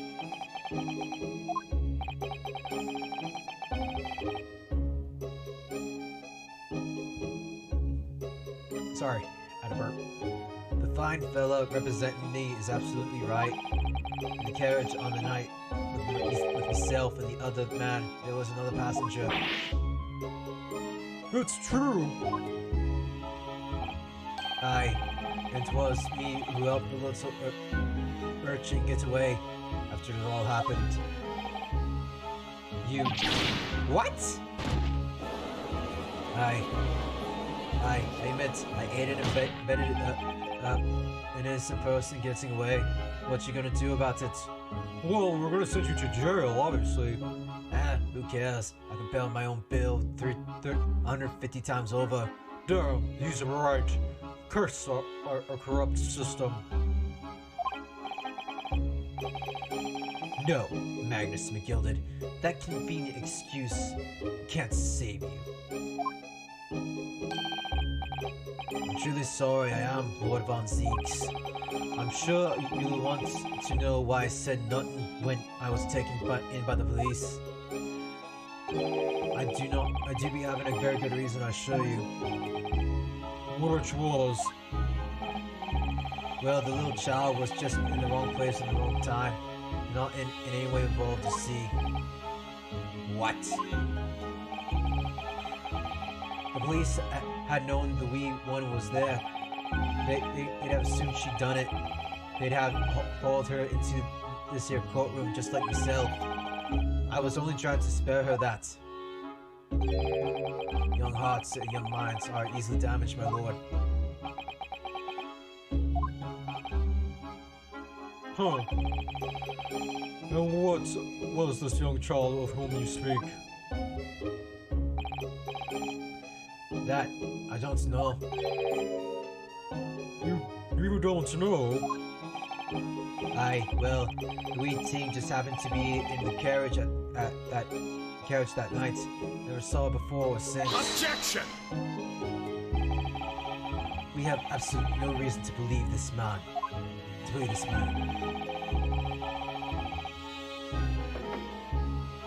The prosecution calls for the witness statements to be disregarded by the court.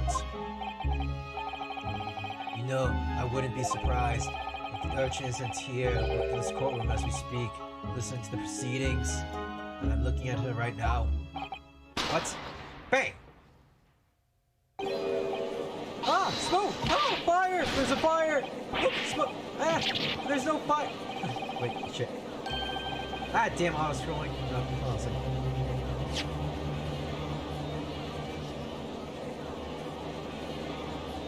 Look, someone's trying to get the way. After them! Fire! There's a fire! Ah! There's no fire safety measures in place yet. We're all dead! Help! And this place is made of wood! Help! Help! We're all gonna die! Alright, sorry about that. What's going on? Be careful, Mr. Naruhodo. Cover your face! Bailiff. Wait. Bailiff. Don't let the accused escape. Secure the omnibus. I hereby call an emergency recess. Bailiff, ensure the defendant is in custody and clear the courtroom.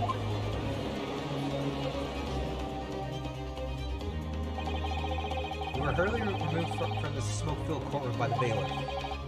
Amid the scene of the chaos, as people stumbled over one another in their desperation to flee the chamber, we had no idea what was happening. All we knew was that for the time being, at least the trial was suspended.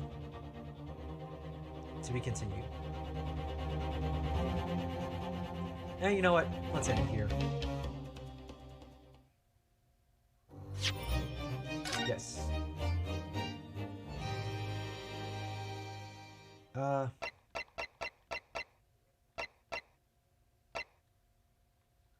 Whoa, 20?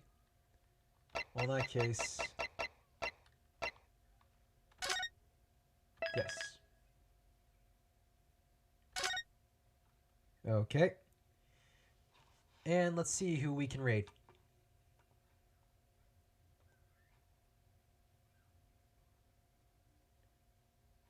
Let's raid Yukihana.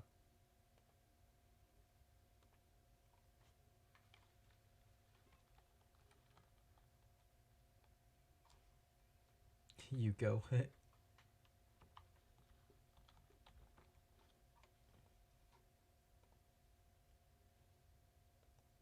Okay. Thank you all for coming. I hope you enjoyed the stream. I'm still trying to work on my voices. I'm still procrastinating on some issues that I have with my PC right now.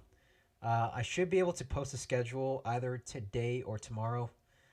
In the meantime, check out my Twitter at the AceVTuber to get any updates on when I'm gonna stream next and such. And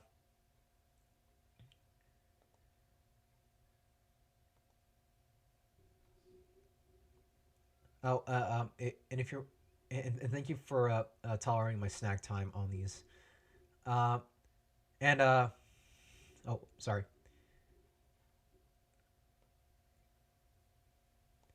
And thank you all for coming. I hope you enjoyed the VOD. To those of you who are watching the VOD. And for those who are watching my stream live, let's go show Yukihana some love. Okay. Bye. See ya. Have a good weekend. I'm going to be resting for the next 2 days. Have a good day.